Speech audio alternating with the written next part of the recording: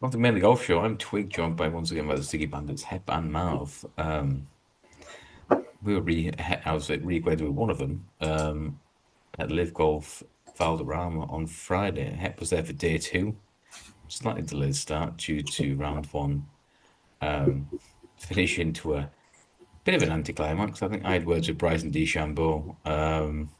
Was it the 18th green? Yeah, before you Yeah, had a nap I'd had a few, and on the I had fringe. better for those. I'm having little stews on the floor. And Did you Bryson, did get on you with it, pal. did I you even said, feel said they to him, came out Bryson, water? They the watered the wind's going to be a lot green. worse here.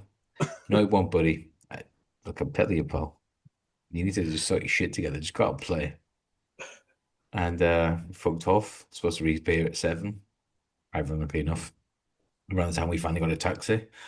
And it was finished for day one. But have you there for day two? Was the golf any better? Because let's be honest, day one, we didn't see a lot of good golf. Um, it was definitely easier. It was less windy. I don't think I saw a birdie the entire 2 days. The greens Yeah, I seemed to don't remember seeing be a birdie. incredibly difficult. I mean, I think every team was 5 over combined on that first day. Like it was very windy. On the second day, we did the back nine, and there was some. You I know think how windy DJ it shot was. 64. Yeah, I'm sure I was 7 under, which is I was thinking about him for this week after that, but I don't think he can string 4 rounds together. But yeah, some of the holes on the tops must have been extremely windy because it was windy enough, not windy enough to cancel, as we were saying to Bryson on 18 down in the valley. But yeah, up on the tops, it must have been absolutely awful up there. But like we said, it's just exhibition golf, right? It's like going to a T20. You're not really caring about it. You're just watching a few shots and got a bit better, but I still don't think I saw a birdie. I didn't register ever seeing a birdie. The T20 comparison is interesting because I didn't watch anything in the Scottish Open this week. If I had chance to watch anything, I watched the test between England and India, and like one advertisement the past week. Test match cricket is still the absolute bollocks. I don't care if people like the T20 or the 100 during August. I won't watch a single ball of it. Test match cricket is Ben Stokes broke himself today to try and win England a Test match at Lords, and Did you let that's out what a it's all scream about. when they took that last wicket? So I definitely shouted in the office. Yeah, I had it on, and I spoke to the two girls in the office today, one Polish, one Chilean. I said, "Do you understand this? As like a foreigner, I don't mean that in a disrespectful manner, but why English people like cricket? And it's like rounders, right? But you play for a long time, and you can still draw at the end of it, and there's rain and stuff, and well, yes and no." But it's a test of patience, right? You can be there batting for 4 or 5 6 hours. You make one mistake and you're gone. It's a very ruthless sport. Yeah, it just sounds really boring. It's fine. Yeah, I think I was saying to you, I was trying to explain it to the father-in-law last week about why Test cricket is so good and the draws, and I was just like sitting there today thinking, if I could tell him to watch this, but I can't be asked. I was like, this Indian isn't it. fans, right? The current world champions, I think T20 and one dayers, they were getting so excited. I think they blocked out the number 11 blocked out 4 balls, or he blocked out a full maiden, and the Indian fans are cheering like he's hit 4 sixes. But Yeah, that's the unexplainable joy of watching, Monty and Jimmy, Cardiff 09 Ashes series, Collingwood blocking out in South Africa, I think, 08. You remember these innings? it's the draws that matter more. Yeah, Ponting, Old Trafford, Ashes '05. I know he got out, but like that not pretty much saving the test. First time Australia ever like celebrated a draw.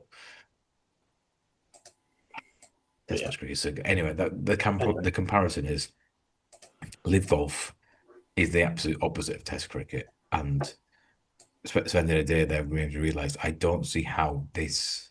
It shows how good Bryson is to be competitive in majors as he has been the last 2 years, given he's had to play this exhibition golf because like Hep and I were there, and we went and saw different groups with Ram and Garcia. We saw the South African guys. We saw Thomas Peters with I think Thomas Peters paired with Bryson.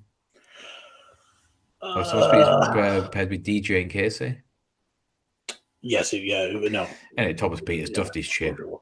made a bogey from nowhere, coming in with like a 60-yard wedge, and you think the players don't care. There's no stakes, there's no consequences. So, like Marv, I think you were historically always a big fan of people who played the Genesis Scottish Open as a prep for the Open Championship. We'll get to your main pick later. Chris Goddard fended off Rory McIlroy. You had words about Rory in our group chat. Would you like to elaborate on them here? I can repeat it if you don't feel comfortable. Uh, You a joke, I, Rory. I know. I was very disappointed in Rory. Not angry, Rose, just disappointed. Just who is this Chris Goddard fella? I think Did he win the Barracuda last year? Where it's called the fucking Biggie Payday Loan the tournament? Myrtle Beach Classic. The Yeah, quick Myrtle quid Beach off. Class. I think Goddard, I would say from what I saw on the back nine, he rode his luck a bit. A couple of errant tee shots. And I think the par 5 16th. And if it's Oh, he was in the spectator, trees, wasn't he? He managed to yeah, get up and down and make bird yeah. dogs. It So game over. and then par 5 and Rory and was it Marco Penge was the other contender. Neither of them birdied the 16th, and it was game over at that point, I think, wasn't it? So Whenever Rory makes five at a par five, it almost feels like a drop shot. And when the other day you're playing with birdies, it's effectively like a two-shot swing. Um, but would you not say it's a good prep for him anyway? Like, if he'd have come to Royal Portrush, if he come to Northern on the back of winning the Scottish Open, as he kind of did 2 years ago, and everyone just presumes that he is going to win or he's going to be super competitive. Is that not a benefit for him? We mentioned Scotty off air not winning Houston, having won the Players, and then won at Bay Hill, and then he went and won the I Masters. th- I th- This could be for a me, blessing in disguise for the well, local fan favorite. for me at least, I'm more fearful of him. There's no volume, Marv. There should be. I could hear him. I'm more fearful of him this week now Still no because he didn't volume, win Marv. last week. Happy, can you hear anything? Yeah, I can hear him. Okay, it's on me. Anyway, Yeah. carry on. Yeah, I was going to say I am more fearful of Rory this week because he didn't win last week. Now, if you ask Nick Doherty on Sky Sports, they were very much that a win in the Scottish Open would propel him even more Got any towards stats the to back Open. that up? So I think no, probably not. I just think It's only Mickelson who's done the double. The confidence that he would take into the Open Championship from winning the Scottish. Well, Mickelson did the double in 2013, and I remember my dad backed him. Oh, listen to that, my old man passed away 10 years ago. I'd never known anyone run so good at betting, particularly golf. Fucking hell, when backing Matt Kuchar at a Players Championship, like I think did not pick Jimmy. He might have backed Jimmy Walker when he won the PGA. Like how? Well, people just being very ignorant of Jimmy Walker's skills. Like, what does that even mean? He just fucking backed an 80-1 shot, just 20 quid each way at him. But he backed Mickelson to win the Scottish, and then Mickelson actually drifted out. Went very disrespectful to Phil. That do you not see how well he played? Like he's in good form. Like no one ever does a double. He was probably beating, as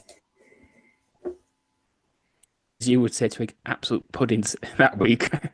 Fucking yeah, you know what I mean. Fucking VJ Singh and Ernie Els turned up. Scottie Scheffler turned up, but he won by 12. Anyway, Scheffler this week. I thought Marv, you got some stats on Scheffler, pudding wise last week, from puddings to puddings. Yeah, he was pretty much top 5 all week. Or he was for the week in strokes gained, tee to green. Strokes gained. And he was basically the bottom 20%. I think he slightly improved in the 4th round, but it was even worse after 3 rounds. Whether links greens are not his thing, but I don't think he could have put it any worse for 3 rounds at least. Would you be put off Scottie Scheffler this week? Yeah, I think we said it last week. Links golf doesn't seem to he still came T6 or T8 or something like that. He was still up there the entire time, but He never was in really. top 10. Yeah, one. Yeah, I think. Yeah, I was just trying to bring up what he did last year on these two British events, and have a look at his putting. But I just don't think he's fully ready for or suited to non pristine PGA tracks at the moment. So no, I wouldn't be taking Scotty a 5-1 favourite.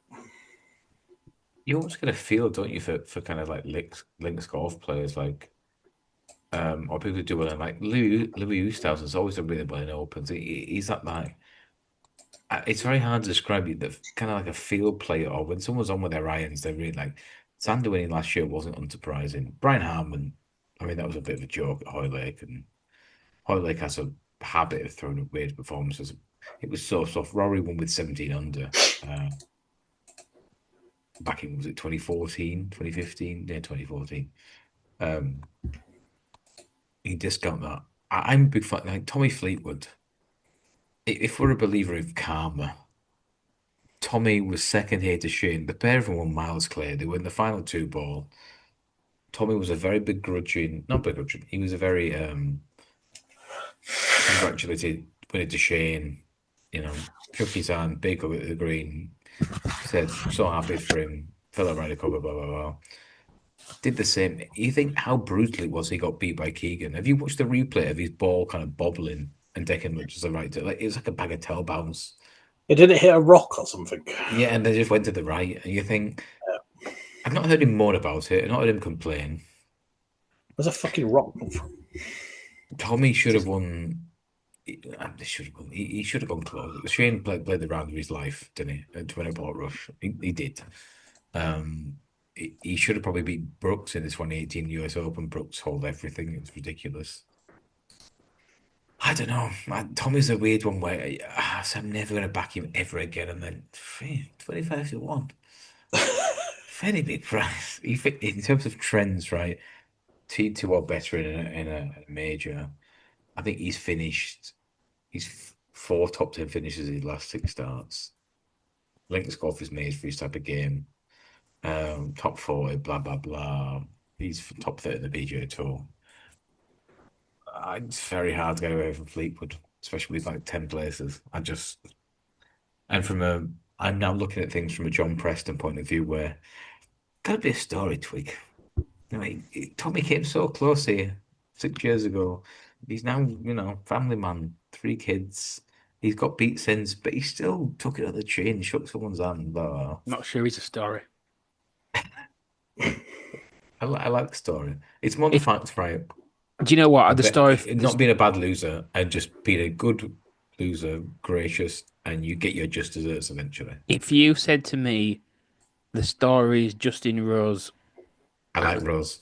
then I could accept that could be the story. I'm going to put up Rose later as well, but you've got my thunder in mouth. It's the same thing with like I'm not picking Rory, right? No, Tommy Fleet was not a story. Well, he is. It's just very subjective. You're just not creative enough. Tommy second behind Shane getting his big day, Irish winner, in Northern Ireland for the Open. Rose played the round of his life. Was it 64 in the final round of the Masters? Am I right thinking 64 to go to 11 under? And then goes and plays a play with Rory. And I'm not that'll be funny, right? Rory's 4th player of the turn. Rory should win that by at least 2 or 3 shots. He doesn't. Rose makes a really nice second shot, misses a birdie narrowly. Still shakes his hand, still speaks very highly of Rory afterwards in the press conference. And no one ever has a bad word to say about Justin Rose. Like, I saw the interview he did today and he went, I've dreamed about making that winning putt for the Open like 1,000 times. It's the one thing I've always dreamed of. I think we stop trying to analyze stats. We just go with like, right, who's a nice guy? Who's not a schmuck? Who's not like completely not a fucking asshole? Like, I'm not backing Patrick Reed. I'm not backing Patrick Cantley. That karma's gonna come in. I'm not backing. I mean, Tyrrell seems all right, but I'm not backing Tyrrell's been a fucking over. Any live golfer, I'm not backing. Having witnessed it firsthand, it's not a good. It's not a good prep. Except Strapper seems all right. Why are they picking Valderrama as a prep as well? Like it was windy on that first day, to be fair. A bit windy, yeah. But the rough is not anything like it. It seems a bit of a weird choice for them to squeeze in before the Open, but maybe that doesn't matter. Maybe they doesn't really, they don't care. Someone who plays golf links off really well. Right, I like Ryan Fox. He's like 60 to 1. I like Ryan. He always speaks very well. He's Always like just Ryan. big hitting Kiwi. Very happy with life. Don't seem slow on a golf course. Wonderful. And you look down, you think, a lot of fucking frauds are down here. Like we watched Cameron Smith, and first shot he did, what did he snap hook it right? And this guy was the Open champion, what, 4 years ago at St Andrews? Yeah, I think we saw them free putt. I don't know if it was the second day, but I think we saw him free putt from about 8 foot. He's supposed to be the best putter in golf. Yeah, he's one of the biggest disappointments is going to live. But fair, took your money, stop practicing as much. He's set for life. I don't blame him. Even taking the cash, they've got to do better. So I've mentioned Marv, Tommy Fleetwood. I'm probably going to stick Tommy, but Justin Rose. A couple of Englishmen. Any other English or British Isles players that take your fancy this week? I know you've never put Rory up. So like a Bob Mack, a Matt Fitzpatrick. Dare I even say it, someone like a Harry Hall. It was interesting, wasn't it? Harry Hall at the weekend. Was he? I didn't watch anything. Yeah, well, second going into the final round, and he's just fallen away. What did he shoot? Where did he finish? Shot, unless he had a bad third round. Actually, he shot 100 in the final round. I think it was the third round. He was playing in the final group in round 3. He must have had an absolute shocker. But to go even, I saw part of it. I thought it was the 4th round that he messed up, but it wasn't. It was the 3rd. To go even further down the list, I'm tempted with the long shot called Jordan Smith. Now, a couple of weeks ago, I did call out and say, "Who the fuck is Jordan Smith?" Wait a minute. No. I'm sorry. We started talking about DP World Tour Golf when you put up. What the fuck did you put up? You didn't put up Dave. You put up Patrick Reed. He missed the cut. Mm. We saw that fat pudding this week. Oh well, it technically wasn't a pick, but okay. What about Ben Griffin? Was he a pick? Yeah. Yeah, Bengals. You didn't know Jordan Smith 2 weeks ago. Now you back him to win the Open Championship. Now you back him to back the fucking fairy tale story. Rags to riches. If we're allowed 3 selections, he is my absolute long shot selection. You allowed 3 selections. We are. We are, yeah. I put 4 up last week. Well, it's your Nice. podcast, I suppose. He finished 22nd in Scotland, and then he actually finished 2nd the week before on the BMW International in Germany. So again, I just thought I'd go with a long shot as a 3rd selection as opposed to sticking with 2. So Jordan Smith. I'll come to the price and the selections shortly. Jordan Smith is 125 to 1 with 10 places with most bookmakers. Marv did mention he finished 2nd that week. He was 2nd to a guy called Daniel Brown, who played well in the Open Championship 12 months ago. But that was the week where Marv said, Jordan Smith, who the fuck is Jordan Smith? This guy can't win. And then, to be fair, he kind of got into a position where he could win. And his ass went, and he made a long distance birdie 18, which is a par 5, to lose by 2. So he may finish tied 2nd, but he was a very distant 2nd. But that's by the by. Heck, was your. I don't think you mentioned your first pick yet. I think we know who he is. I haven't known. Certain Austrian, and I'm not talking about a man called Adolf. No, not Adolf. We went back to Sepp Straka, same as last week. He ended up finishing 7th. Was right in it when I fell asleep on Sunday in front of the TV, and then I woke up and he wasn't on the wasn't on the leaderboard Oh, anymore. the perks of the wife being away. After it's a long weekend, yeah, in, and A lot of yeah, he cheese. doubled, but on a crucial hole. But yeah, I always thought coming in, well, earlier on in the year, Sepp, he's obviously had a good year. He's had a couple of wins on the PGA, a lot of European Tour experience, good links player, strong seventh, yes, last week, 50-1 for 8 places. So my first pick will be 3.5 points each way on Sepp Straka at 50s. Yeah, I like Joseph Sepp Straka a lot. He's got the perfect profile. He's early 30. Yeah, I think young players have really poor record. It's such a tough grind, the Open, especially if the wind's up. You need someone with a bit more experience, a bit more maturity to just not lose their head, right? But we saw Thomas Peters lose his score. John Rahm this week, watch him at Live. God, he's so miserable. Fucking hell. Whatever he does. Oh, just out of so sick out ended there. Wow, if you were there watching John Rahm, you'd just be like, shut the fuck Well, up, you to be miserable. fair, so far you two have really sold this Lid experience to me. I'm gonna say.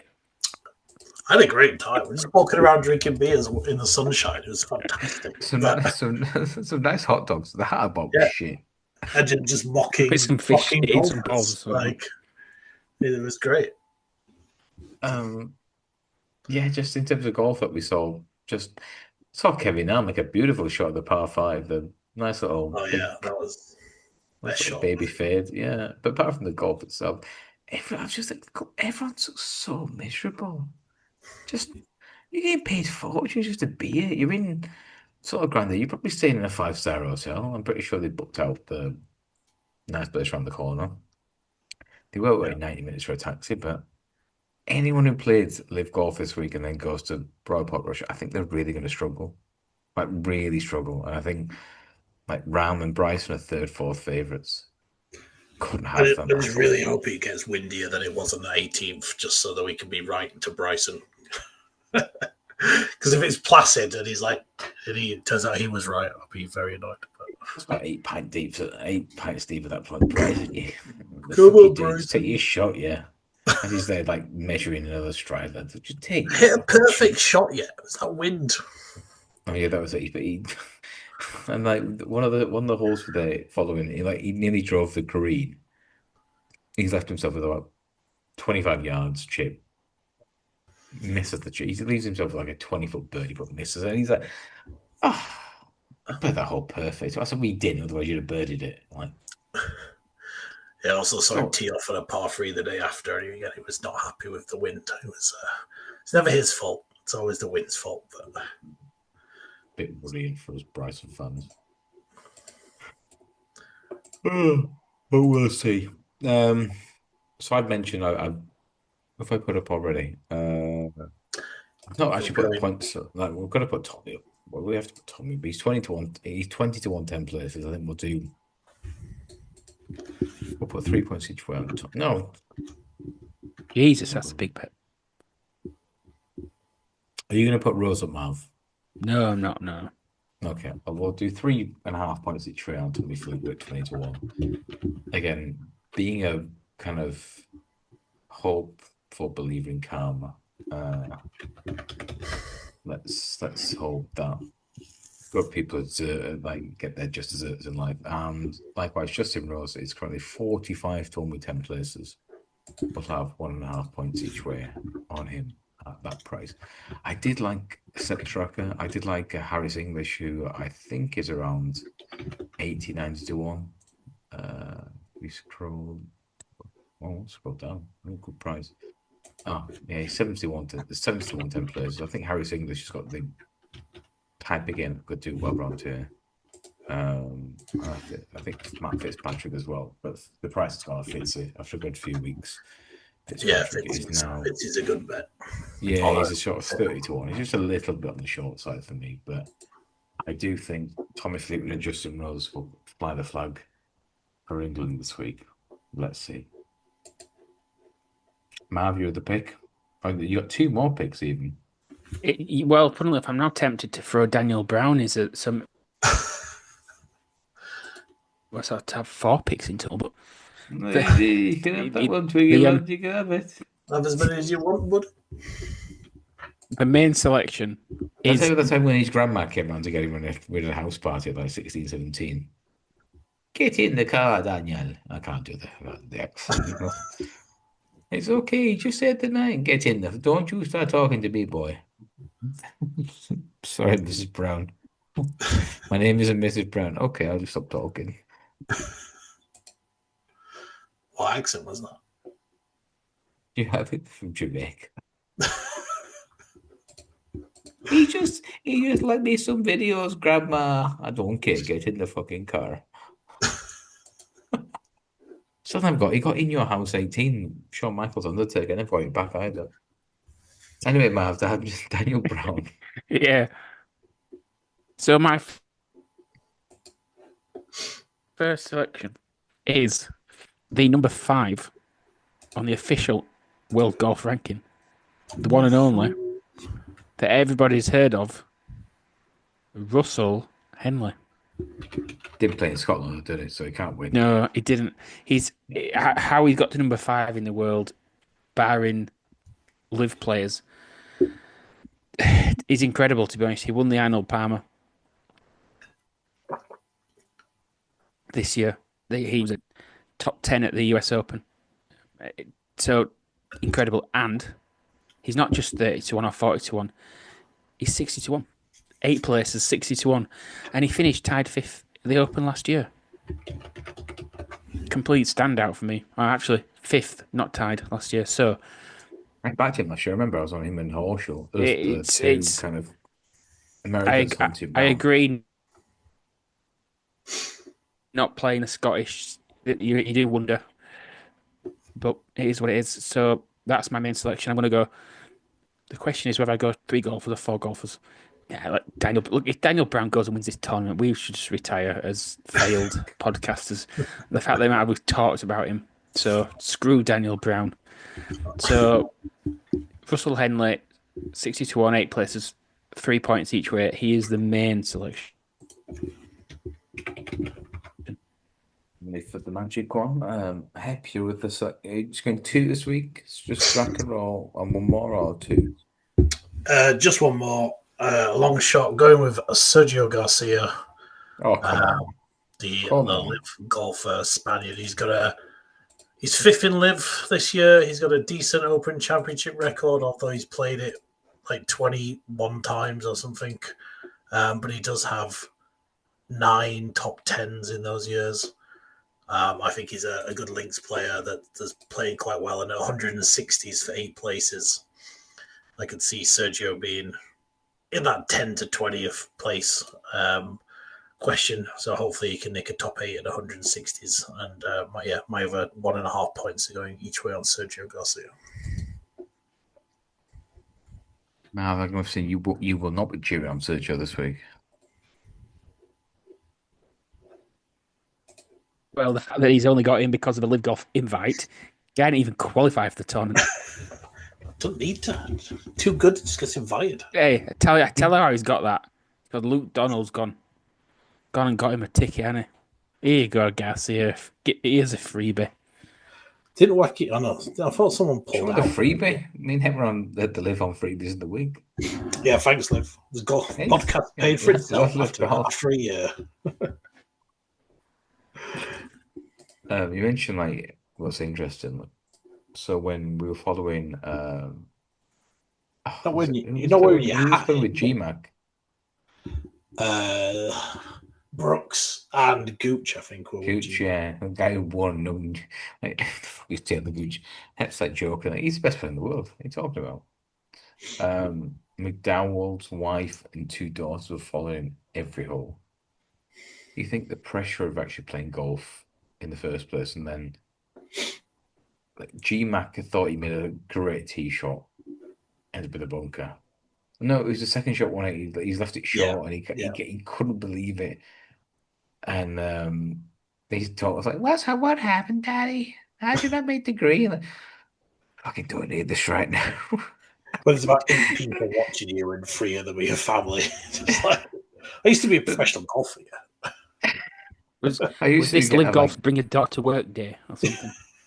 we were at some other green and was it the hole before? And like a couple of blondes turned up, and it was people who were obviously just friends and family of Yeah. um the people playing there. You think it's just really weird. The fact you've got to try and play golf with your family kind of standing on the side, but enough to see every shot you do and every mistake you make effectively. How do they do Wait, the pairings? Sorry to jump in. No idea. Because some of them, so they had the Spanish pairing, so they had Ram and Sergio and somebody else, and then a lot of them seem to be like free in a team, so they play in free balls. So you'd have like the free stinger guys, and then you just have the random ones left over that then just play together. So yeah, apart from like Team Spain, there doesn't seem to be much of a. Okay. Oh, the Sergio. Yeah. But to be fair, it was So like 4 times busier on the Saturday. But yeah, on the Friday, everyone was following Rahman Garcia and Bryson, and then every other group had about 12 people following them around. And yeah, it was a good. And that 12 included the scorer, the bunker raker, the the wife, the children. The Hep, the Twig, and the family and friends. referee. Hep, is that you done for the week then, picked wise? Yeah, Just the Straka two and Garcia. seconds and Sergio. Yeah. And I've gone 3.5 Fleetwood, 1.5 Rose. Marv, I'm pretty sure you're going to throw a spanner in the works, pick about 5 and 6. Just can I just check? Did you write down how many points I put on Henley? 3 each way. You put 6 points on. 3. Can I change 2.5? You can indeed. Yeah, so that was an extra half point too many, just to be able to stick the long shot in. So second pick is Cameron Young. He is 80-1 with Bet365, 8 places, and that will be a 2 points each way selection. Now, yes, he still hasn't won a golf tournament in his life, or a professional golf tournament, or at least on the main tour, but he was tied. I was second here in 22. And he's had a tied 7th at the Masters, a tied 3rd at the PGA, and a tied 4th at the US Open, all in the last 3 years. So, it's a base, that's what wankers say. He finished tied 2nd at the Open. Do you know, finished tied 3rd that day? Rory? He was, yeah. And it's only because like Rory tried to play safe at 16, 17, 18, made 3 pars. I think Cameron Smith played 2 under. Cameron Young went birdie par eagle, did leapfrogging. It's just a bit deceptive. What's that? Still second, yeah. Oh yeah, you look at the last 4 years of major. So he's played 15 in the last 4. He's missed the cut 4 times. He's finished in the 60s twice. So he's a bit like he's nowhere, or he's got 6 top 10s and 6 top 10s in 50 major tournaments. So I just think at 80-1, if he was 50s, 40s, yeah, but feels big enough anyway to make sure the place is value. And then the final selection is the guy I mentioned earlier on, Jordan Smith. And he's a 0.5 points each way. I'll just his odds up. Same, I'll stick with 365. He's 175-1, 8 places.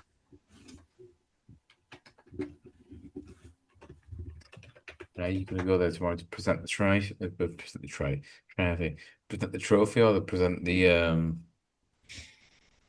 do the PR role?